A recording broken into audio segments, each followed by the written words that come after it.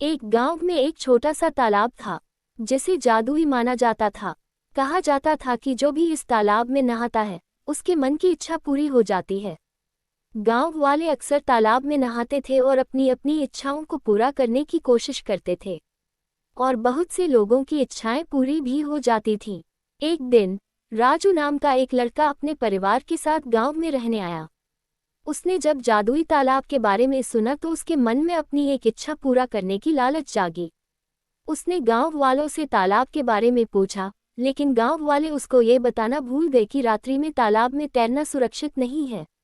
राजू एक शाम तालाब पर गया और तैरने लगा। वह अपनी इच्छा के बारे में सोचते हुए खुश हो रहा था। अचानक उसे किसी चीज ने नीचे खींचा। वह तालाब में रहने वाला एक विशालकाय जल सर्प था जो सिर्फ रात में बाहर आता था। राजू मदद के लिए चिल्लाया, लेकिन आसपास कोई नहीं था जो उसकी मदद कर सकता था। उस समय उसे अपनी माँ की सलाह के बारे में याद आया, जिसमें उसकी माँ ने कहा था कि अनजाने जगहों पर हमेशा सावधान रहना।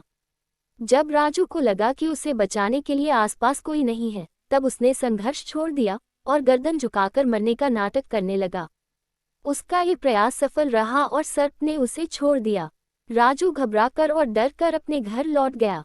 उसने अपने माता पिता को इस घटना के बारे में बताया और उन्होंने उसे बहुत डांटा और सावधान रहने की सलाह दी।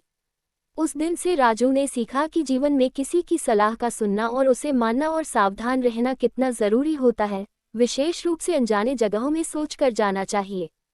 उसने अन्य गांव वालों को भी रात में तालाब में नहाने के खतरों के बारे में चेतावनी दी।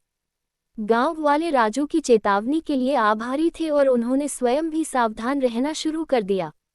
इस कहानी से हमें ये सीख मिलती है कि अनजाने जगहों में सावधान रहने की जरूरत होती है। ये जीवन के हर पहलू में लागू होता है।